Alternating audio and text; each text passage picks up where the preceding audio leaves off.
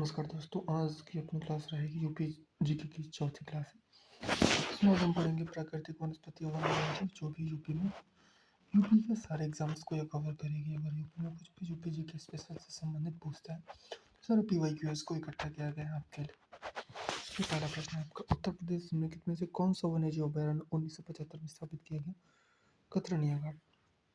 कुछ कंफर्मेशन पढ़ लेते हैं ताकि हमें लगभग बहुत सारी चीज़ों के बारे में डाटा पता चले, ताकि इनसे रिलेटेड अगर बहुत सारे क्वेश्चंस भी बनते हैं तो हम अगर आगे आने वाले क्वेश्चंस में आप देखेंगे तो आप लोग आराम से उसे कर जाएंगे। चलिए देखते हैं। प्रश्न में दिए गए वन्यजीव अभयारण्य का सही स्थापित वर्ष निम्नलिखित है।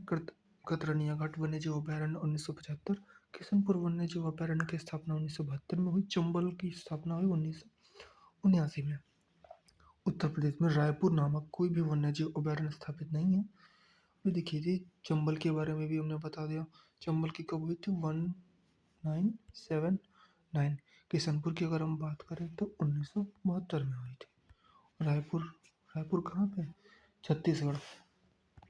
आगे चलते हैं।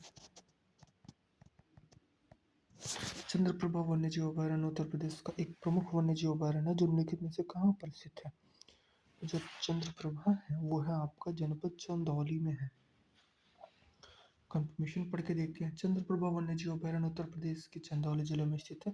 यह अभयारण्य लगभग 78 वर्ग किलोमीटर में फैला हुआ है। इसकी स्थापना 1957 में हुई थी।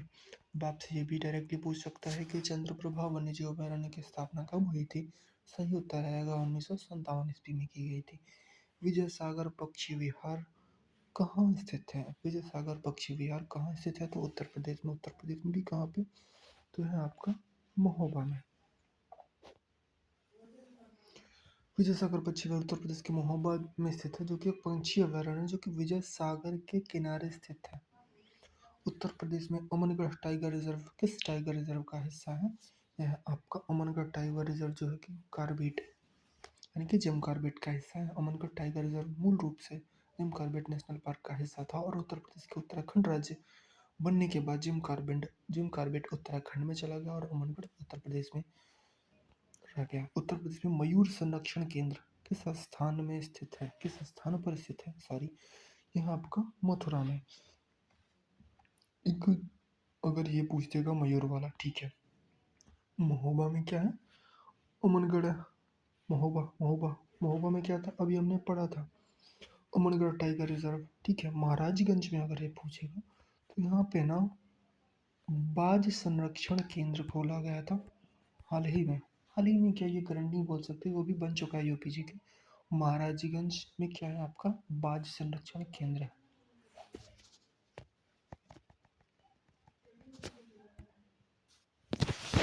आगे चलते हैं। आपका अगला प्रश्न है आपका, उत्तर प्रदेश के मथुरा के वृंदावन जनपद में मयूर संरक्षण केंद्र स्थित है। इसी क्वेश्चन में भी पूछ सकता है। आगे हम त्योहारों का अध्ययन करेंगे यूपी में, तो लठमार होली कहाँ खेली जाती है? तो बरसाना में खेली जाती है। और जब हम एक साथ सारे त्योहारों को जब कवर करेंगे ना यूपी का, उसमें आपको बताया जाएगा निम्नलिखित में से कौन सा युग में सही सम्मिलित नहीं है। महावीर स्वामी अभयारण्य कहाँ पे स्थित है? जनपद ललितपुर में है। लाख बहोश जनपद कहाँ? लाख बहोश अभयारण्य कहाँ पे है? जनपद कन्नौज में है। कन्नौज के बारे में मैंने अगली क्लासेस में आपको बताया है। उसे ना बेटा इत्र नगरी कहा जाता है, इत्र नगरी, ठीक है। किशनपुर वन्यजीव अभयारण्य जनपद बलरामपुर में है, किशनपुर। कैमूर अभयारण्य मिर्जापुर एवं सोनभद्र में है। अब देखिए किशनपुर के बारे में एक अच्छी चीज़ जान लीजिए। अभी हमने बात किया था इसकी स्थापना की, कब हुई थी? 1972 में भी 1972 में, क्योंकि अभी हमने तुरंत थोड़ी देर पहले ही तो पढ़ा था आपसे। ये रहा आपका, सॉरी, किशनपुर वन्यजीव अभयारण्य 1972 में। तो ऐसे करके चीज़ों को हम पीछे पीछे रैकअप करते चलेंगे ना, पीछे की चीज़ों से जोड़ते हुए, तो हमें ज़्यादा जल्दी समझ में आ जाएगा।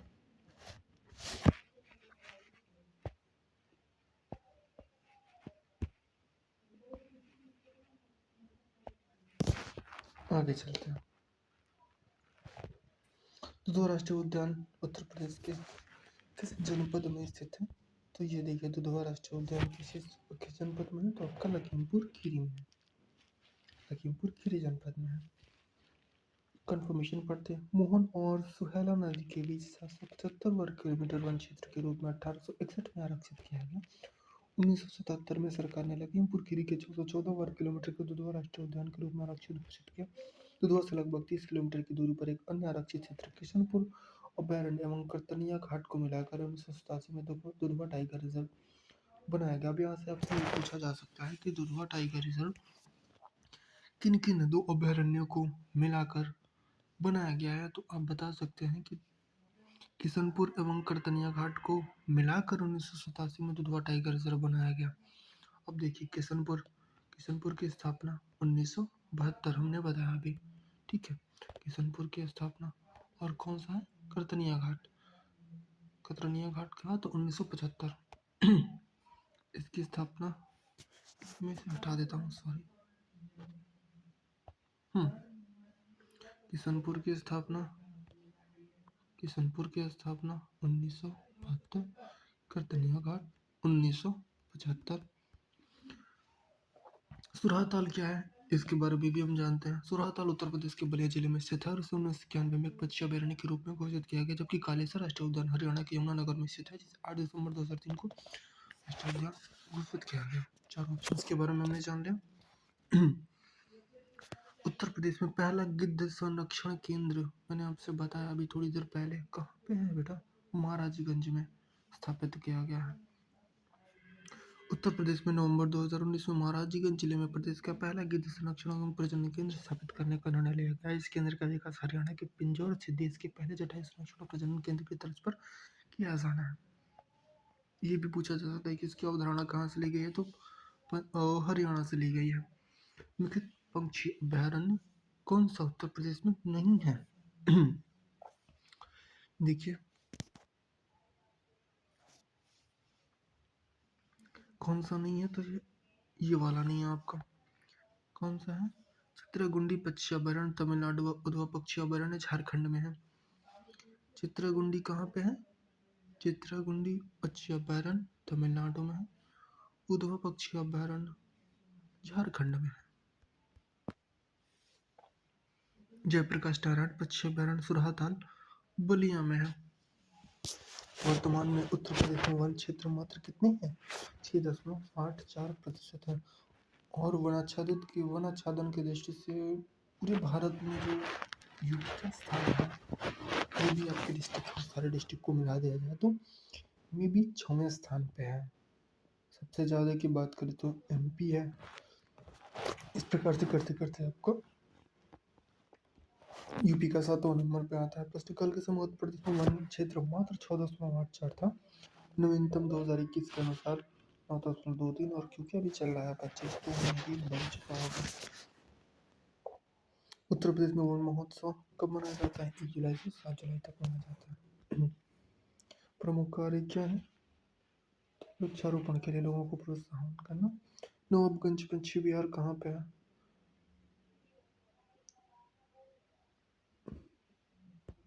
इसका हम डायरेक्टली सीधा सही आपको बता देते हैं। चलिए नवाबगंज पश्चिम बिहार उन्नाव में है। ओखला पश्चिम बिहार गाजियाबाद में है। समस्तपुर पश्चिम बिहार रायबरेली में और पार्वती रंगा गोंडा में है। नवाबगंज पश्चिम बिहार उन्नाव, ओखला पश्चिम बिहार गाजियाबाद, समस्तपुर पश्चिम बिहार रायबरेली, पर्वतीय रंगा पश्चिम बिहार गोंडा में। नवाबगंज पश्चिम बिहार इसी से देखिए फिर रिलेटेड वापस से बता सकते हैं आप सभी। नवाबगंज पश्चिम बिहार कहाँ पे है? उन्नाव जनपद में। गोंडा में क्या है बेटा आपका? पार्वतीय रंगा है। गाजियाबाद में क्या है? ओखला पश्चिम बिहार। राष्ट्रीय उद्यान मानस वाला कहाँ राष्ट्रीय उद्यान में? असम में, सिमलीपाल उड़ीसा में, बांदीपुर कर्नाटक और राजाजी उत्तराखंड में। 2000 में जब उत्तराखंड बना था ना, तब राजाजी राष्ट्रीय उद्यान उत्तर प्रदेश से उत्तराखंड चला गया। एक चीज़ मैंने पता नहीं आपको बताई होगी कि नहीं, एक बात बताई, इन्होंने जिक्र किया है उत्तराखंड का। सन 2000 में उत्तराखंड के बनने के बाद आप लोग ध्यान दीजिएगा कि उत्तराखंड जो बना था वो बना था 9 नवंबर सन 2000 को, ठीक है। यूपी से कट के यूके बना था, सॉरी उत्तराखंड। अब इसमें चीज़ ध्यान देने वाली बात यह है कि क्या तब उसको उत्तराखंड कहा जाता था? नहीं बेटा, 2007 तक उत्तराखंड को ना उत्तरांचल कहा जाता था। क्या कहा जाता था? उत्तरांचल कहा जाता था।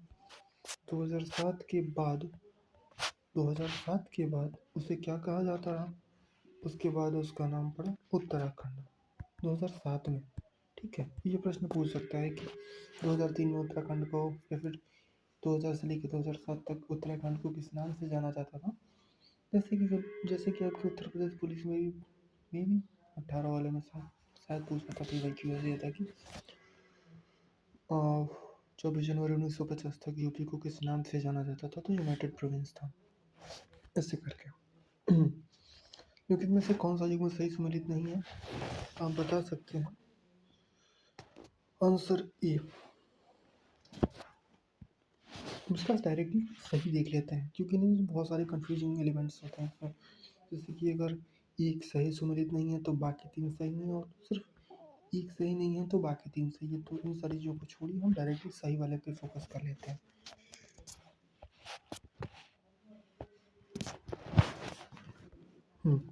गंगा डॉल्फिन सेंचुरी भागलपुर में है। भारतीय पशु अनुसंधान बरेली में, पक्षी सेंचुरी भरतपुर में है, और राष्ट्रीय डेयरी अनुसंधान करनाल में है।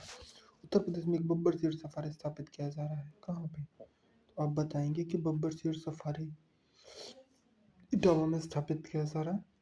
निम्नलिखित जनपदों में से कौन सा सर्वाधिक वन आच्छादित है? सोनभद्र उत्तर प्रदेश का सबसे दक्षिणी जिला है और ये वन आच्छादित है।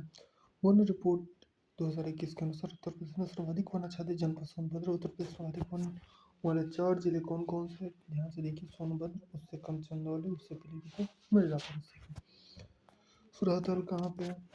बलिया में। सुरहतल कहाँ पे है? बलिया में। अभी इसका एक और नाम मैंने आपसे बताया था, सुरहतल। सुरहतल को क्या कहा जाता है? जो कि कहाँ पे है आपका? बलिया में। उसका एक और नाम था बेटा सुरहतल का। आप एक बार चेक करिएगा, सुरहतल का दूसरा नाम क्या है? मैंने अभी आपसे थोड़ी देर पहले ही बताया था।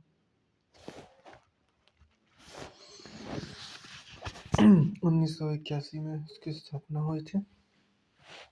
उत्तर प्रदेश में लायन सफारी कहाँ पे है? अभी हमने बात की थी थोड़ी देर पहले, इटावा में।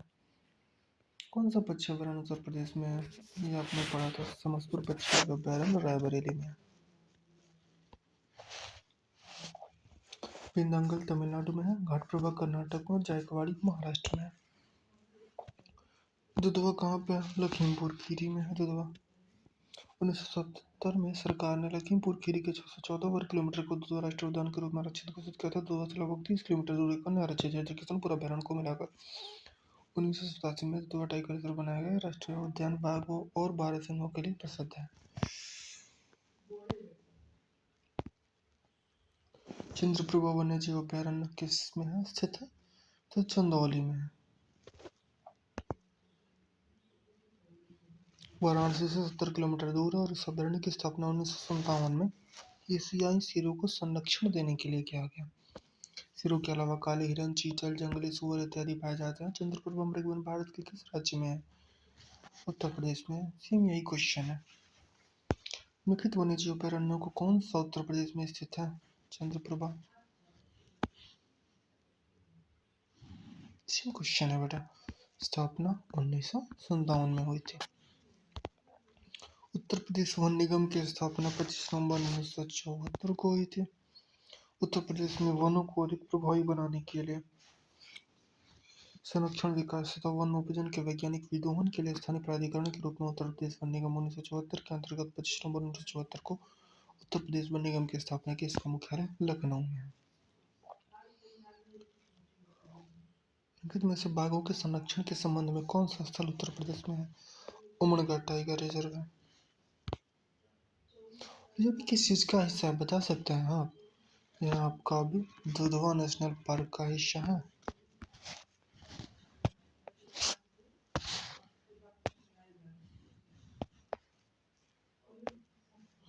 उत्तर प्रदेश में बाघों के संरक्षण हेतु 3 टाइगर रिजर्व स्थापित किए गए हैं। कौन कौन से? तीनों के नाम हम लोग देख लेते हैं। पहला tiger reserve Dudhwa tiger reserve Lakhimpur Kheri में। कब बनाया गया था? दुधवा टाइगर रिजर्व 1987 में बनाया गया था। अमनगढ़ टाइगर रिजर्व बिजनौर, जिसकी स्थापना वर्ष 2012 में। तथा तीसरा पीलीभीत टाइगर रिजर्व, जिसकी स्थापना 2014 में हुई थी। हाल ही में उत्तर प्रदेश के रानीपुर वन्यजीव अभयारण्य चित्रकूट को राज्य के चौथे भारत का 53वां बाघ अभयारण्य घोषित किया गया है, जो बुंदेलखंड क्षेत्र में उत्तर प्रदेश का पहला टाइगर रिजर्व है। भारत बाघ संरक्षण परियोजना 1 अप्रैल 1973 देश के तत्कालीन प्रधानमंत्री इंदिरा गांधी द्वारा देश के प्रथम राष्ट्रीय उद्यान जिम कॉर्बेट राष्ट्रीय उद्यान उत्तराखंड से स्थापित किया गया है। एक क्वेश्चन है बेटा जी यहाँ से 1973 में टाइगर मैन ऑफ इंडिया किसे कहा जाता है?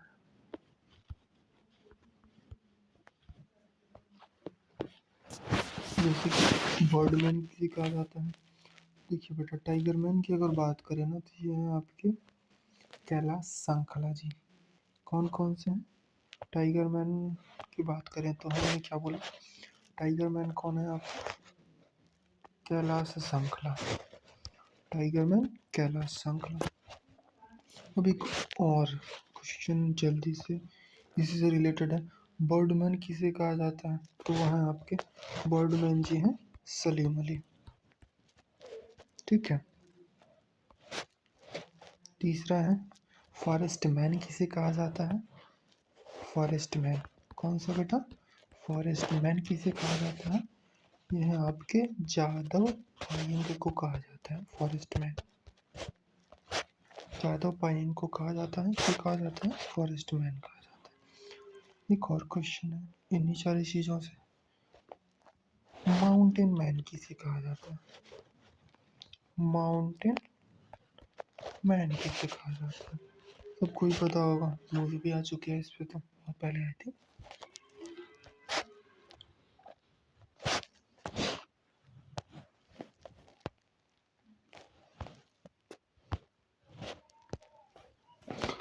अगले वीडियो में हम बात करेंगे नदियाँ, झीलें एवं आर्द्रभूमियों के।